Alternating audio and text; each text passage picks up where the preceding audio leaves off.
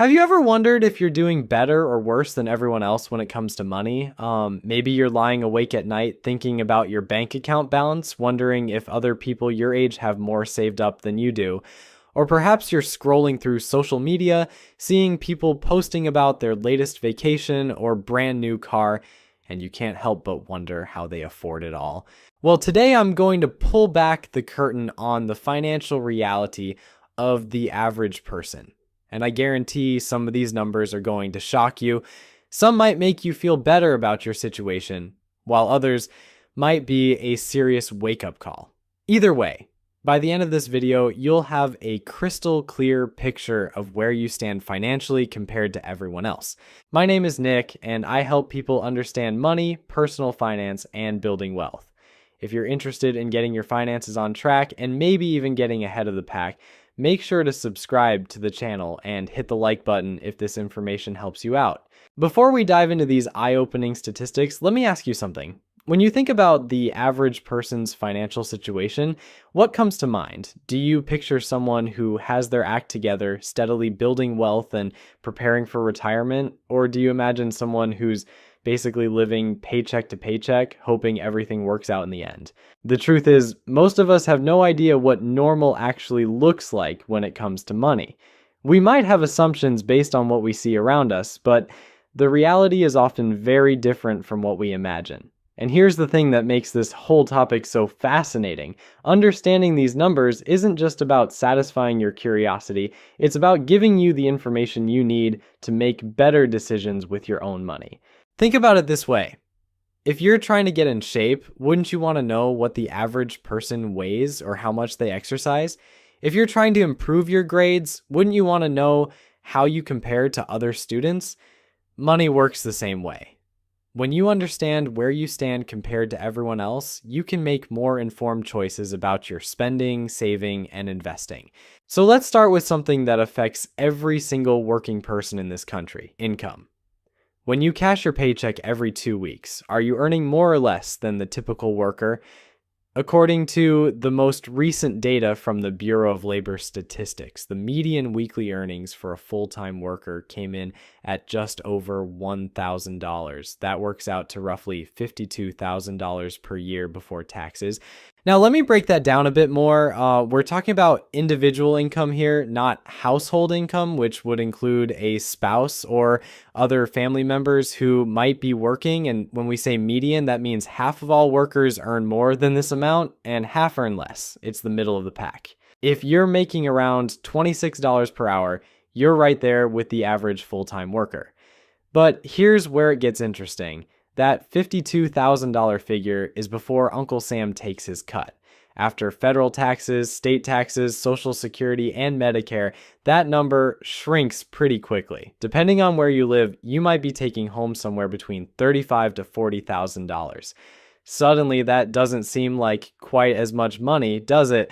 But income is just one piece of the puzzle. What really matters is what people are doing with that money once they earn it. And this is where things get really fascinating and honestly a little bit concerning. Let's talk about retirement savings, because this is where a lot of people are in for a rude awakening. According to the Federal Reserve's most recent survey, the median amount that Americans have saved for retirement is $65,000. Now, before you start feeling too good or too bad about that number, remember that this includes people of all ages who actually have retirement accounts at all. Here's the kicker. About 25% of Americans don't even have a retirement account. They have $0 saved for when they stop working. Zero. That means 1 out of every 4 people you meet is planning to rely entirely on Social Security when they retire, assuming it's even still around by then. For those who do have retirement savings, the numbers vary dramatically by age, and some of them are pretty alarming. People under 25 have a median balance of less than $2,000. Now, to be fair, if you're 23 years old and just starting your career, having $2,000 saved is actually not terrible. But it does highlight how important it is to start early. The 25 to 34 age group does a bit better, with a median balance of around $14,000. But even that amount seems pretty small when you consider that these are people who have been working for several years, and should be hitting their stride financially. By the time we get to the 65 and older crowd, the median balance climbs to around $88,000. And while that might sound like a decent chunk of change, let's put it in perspective. If you retire with $88,000 and follow the traditional 4% withdrawal rule, you'd be able to pull out about $3,500 per year from your retirement accounts. That's less than $300 per month. $300 per month. Think about that for a second. Could you live on $300 per month in retirement, even if you own your home outright and have no mortgage payment?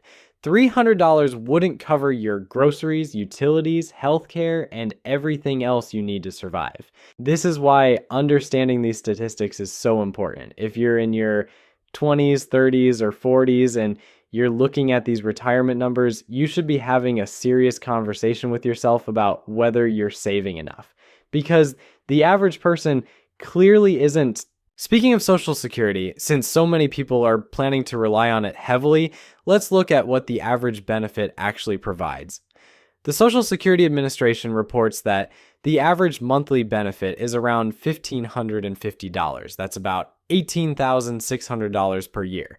Now, $18,000 might sound like it could be workable, especially if you don't have a mortgage payment. But remember, this is the average payment. If you had years where you didn't work or earned very little money, your benefit could be significantly lower than this. And if you're someone who never earned much during your working years, you might be looking at a Social Security check that's barely enough to keep the lights on. On the flip side, some people take a completely different approach to Social Security. They plan their retirement assuming they won't receive a dime from Social Security, treating any benefit they do receive as a bonus. This might seem overly cautious, but given the long-term funding challenges facing the program, it's probably not a bad way to think about it. But let's shift gears and talk about something that affects your day-to-day life right now: spending. How much does the average household actually spend each month? According to the Bureau of Labor Statistics, American households spend an average of about $5,577 per month. Over the course of a year, that adds up to roughly $67,000 in total spending. Now think about what this means. If the average household is spending $67,000 per year, they need to bring home at least that much just to break even. And remember, we're talking about take-home pay here, not gross income. So if you want to have any money left over for savings, investments, or building wealth, you need to be earning significantly more than $67,000 per year as a household. This spending breaks down into some pretty predictable categories, but the amounts might surprise you. The biggest chunk goes to housing, which shouldn't shock anyone who's ever paid rent or a mortgage. The average household spends about $1,885 per month on housing costs. That includes rent or mortgage payments, property taxes, insurance, utilities, and maintenance. $1,885 per month on housing. That's over $22,000 per year just to keep a roof over your head. And if you're living in a major city, you're probably laughing at how low that number sounds.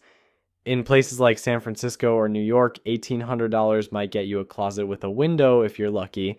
Food comes in as the second biggest expense, with the average household spending about $691 per month on groceries and dining out. That's over $8,000 per year just to keep everyone fed. And honestly, if you're spending less than $700 a month feeding your family, you're probably doing something right. Either that, or you've mastered the art of living on ramen noodles and peanut butter sandwiches. Transportation eats up another $913 per month, which covers car payments, insurance, gas, maintenance, and public transportation. Nearly $11,000 per year just to get from point A to point B.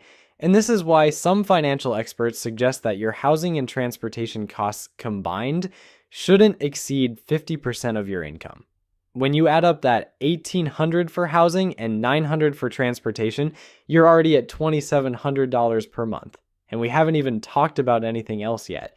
Now let's dive into something that can make or break your financial future: credit scores. Most people know they should care about their credit score, but they might not know where they actually stand compared to everyone else. According to Experian, the average FICO score in America is 715, which is actually pretty solid. Credit scores range from 300 to 850. So 715 puts the average person in what's considered good credit territory. But here's what's interesting about this number. It means that a lot of people are doing at least some things right when it comes to managing their credit. They're generally paying their bills on time and keeping their debt levels reasonable. But don't let that 715 average fool you into thinking everyone has their credit situation figured out.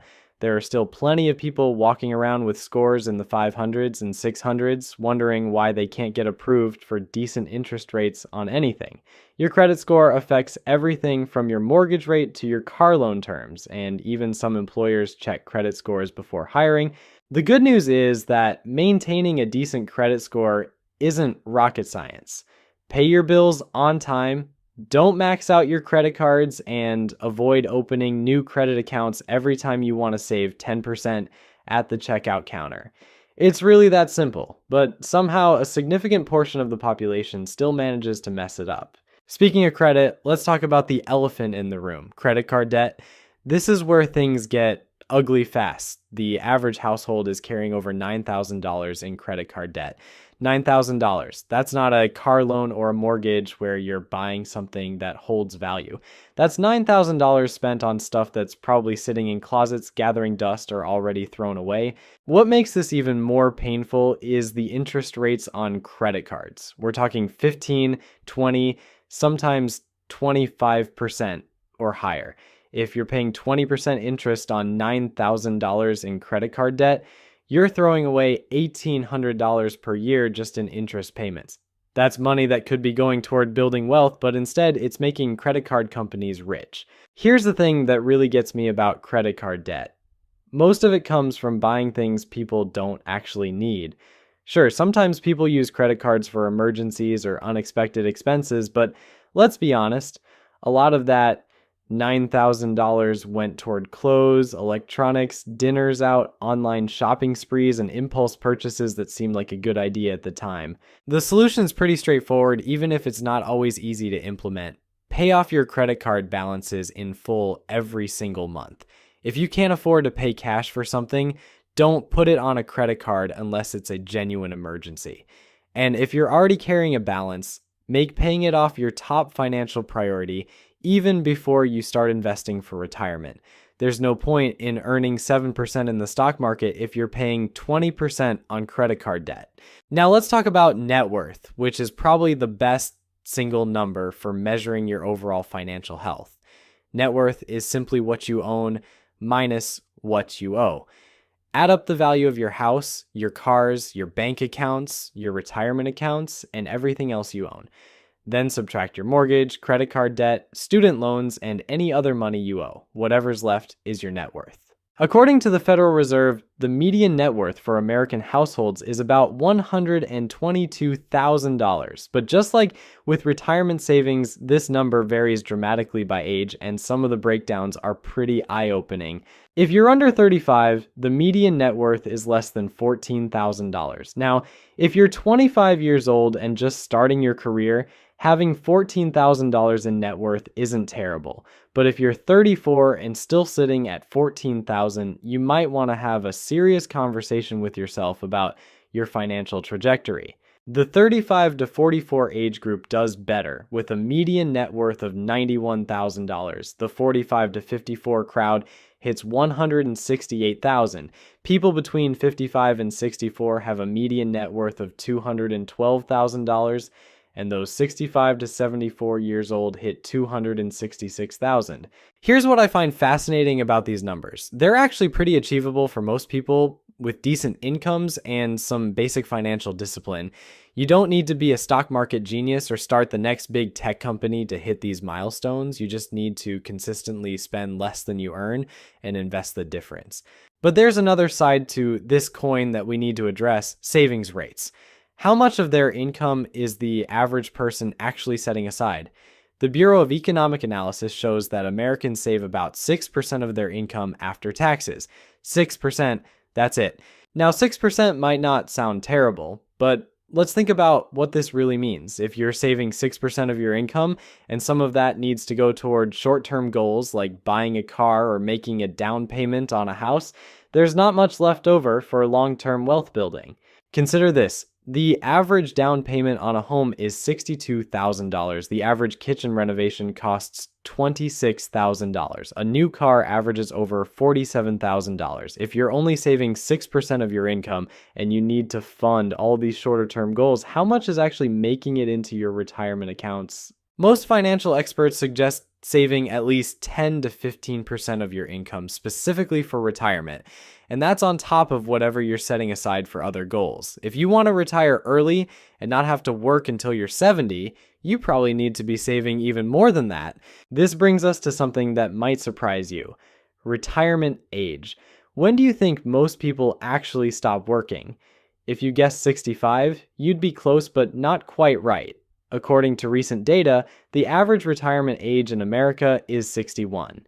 Now, that might sound pretty good at first. Who wouldn't want to retire at 61 and spend their golden years doing whatever they want? But here's the catch. Most people can't collect their full Social Security benefits until age 67. So if you're retiring at 61, you've got 6 years to bridge that gap somehow. And if your retirement savings look anything like those median numbers we talked about earlier, those 6 years might be pretty lean. Here's another way to think about it. If you start working at 22 and retire at 61, you've been in the workforce for 39 years. That's nearly 4 decades of getting up early, commuting to work, dealing with bosses, sitting in meetings, and doing whatever it is you do to earn a paycheck. After all that time, you finally get to retire with maybe $88,000 in your retirement account, which we already established gives you about $300 per month to live on. Does that sound like a good deal to you? Because honestly, it sounds like a pretty raw deal to me. But here's where it gets even more interesting. The Social Security Administration says that someone who reaches age 65 can expect to live another 19 to 21 and a half years. So if you retire at 61, you might have 25 years or more of retirement to fund. 25 years is a long time. That's longer than most people's entire career up to that point. And here's the question that should keep you up at night. How many of those 25 retirement years are you going to be healthy enough to actually enjoy? At 61, there's a decent chance you're still in good shape, but what about at 71 or 81? Time has a funny way of catching up with all of us, and the activities you can do at 65 might not be the same ones you can handle at 75. This is why understanding these financial statistics isn't just about satisfying curiosity. It's about recognizing that the average person's approach to money isn't working very well. When the typical American has less than $90,000 saved for retirement and is carrying $9,000 in credit card debt, something is seriously wrong with the picture. But here's the good news, and this is why I wanted to share all these numbers with you. Once you know what average looks like, it becomes pretty clear how to do better than average. And doing better than average doesn't require some magical formula or secret knowledge that only wealthy people possess. If you're consistently saving more than 6% of your income, you're already ahead of most people. If you're avoiding credit card debt, you're way ahead of the game. If you understand what you're investing in and you're actually putting money into retirement accounts on a regular basis, you're lapping the competition. The reality is that most of these statistics are pretty achievable to beat with some basic financial discipline. You don't need to earn a 6-figure salary or inherit money from a rich relative. You just need to be more intentional about your money than the average person. And frankly, that bar is set pretty low. Think about it this way. If the average household is spending $5,500 per month and you can figure out how to live comfortably on $4,500 per month, you've just freed up $12,000 per year for savings and investments. Do that consistently for a few decades and you'll be in a completely different financial league than most of your peers. The same principle applies to all of these statistics. Beat the average by a little bit in multiple areas and the compound effect over time becomes massive. Earn a bit more than $52,000 per year, save more than 6% avoid credit card debt, and invest consistently in low-cost index funds, and you'll retire with significantly more than $88,000. What I find most interesting about all of this is how these numbers reveal the gap between what people say they want and what they actually do. Everyone says they want financial security. Everyone says they want to retire comfortably. Everyone says they want to stop worrying about money. But the average person's behavior doesn't match up with these goals. Maybe that's because most people don't actually know what average looks like.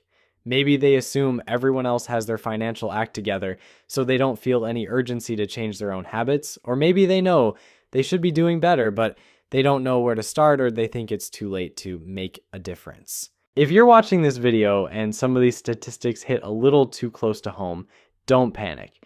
The fact that you're here learning about money and trying to understand your financial situation already puts you ahead of a lot of people.